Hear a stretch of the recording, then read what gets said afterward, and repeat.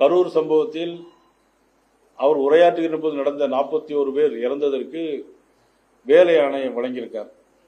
நான் கூட அதுக்கு முதல்ல உண்மையிலே வரவேற்பு நான் சொன்னேன்.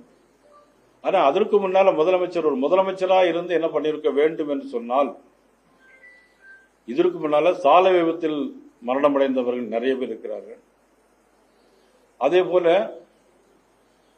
மின்சாரத்துறையில் லீகல் கேர்ஸ் அவங்களுடைய வாரிசு அடிப்படையில் நிறைய பேருக்கு இன்னும் வேலை பாதுகாப்பு கொடுக்க வேண்டியிருக்கிறது. போக்குவரத்து துறையில் இன்னும் நிறைய பேருக்கு வேலை கொடுக்க வேண்டியிருக்கிறது.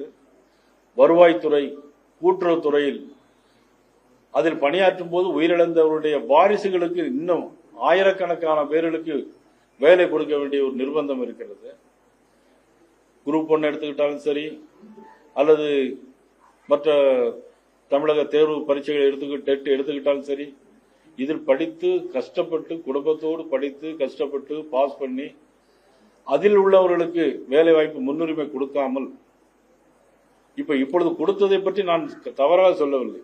ஆனால் இது கொடுக்கிறதுக்கு முன்னாலே சீனியாரிட்டி பிரகாரம் அவர்களுக்கு கொடுத்திருந்தால் நன்றாக இருக்கும்.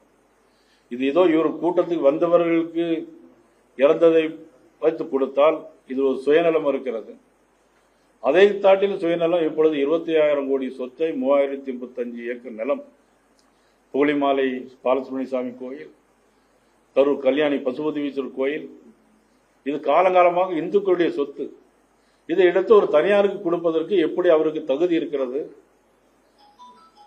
இதனால் எந்த தைரியம் வந்தது என்பதைத்தான் நாங்கள் கேட்கிறோம். அது இப்பதான் ஜியோ, அது அவங்கள்ட்ட வேண்டிய ஆளுக்கு தானே கொடுத்திருப்பாங்க நிச்சயமா. அதற்கு எடுத்த பிறகு அடுத்தபடியாக பிரஸ் கூட்டத்தில் நம்ம உங்களுக்கு சொல்ல தெளிவா சொல்றோம். இல்ல, அது எது பற்றி இன்னும் சரியாக தெரியவில்லை. இப்பொழுது ஜியோ வந்திருக்கு, யார் யார் பேர்ல என்னங்கிறத பார்த்துட்டு நான் உங்களுக்கு சொல்றேன். அதே போல திமுக அதிமுக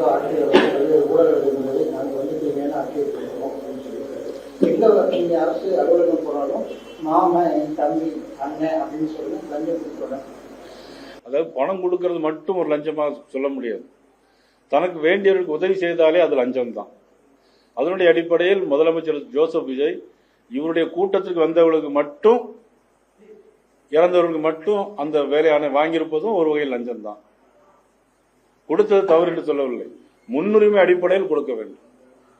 அதுதான் எங்களுடைய கோரிக்கை. அது மட்டும் இல்லை, இப்போ 3085 ஏக்கரை கொடுத்திருப்ப என்ன அடிப்படையில் ஒரே நாளில் கொடுக்க வேண்டிய அவசியம் என்ன? அதுதான், அதுவும் ஒரு வகையில் லஞ்சம் தான். ஆக லஞ்சம் இப்படியெல்லாம் ஆரம்பித்துக் கொண்டே தான் இருக்கிறது.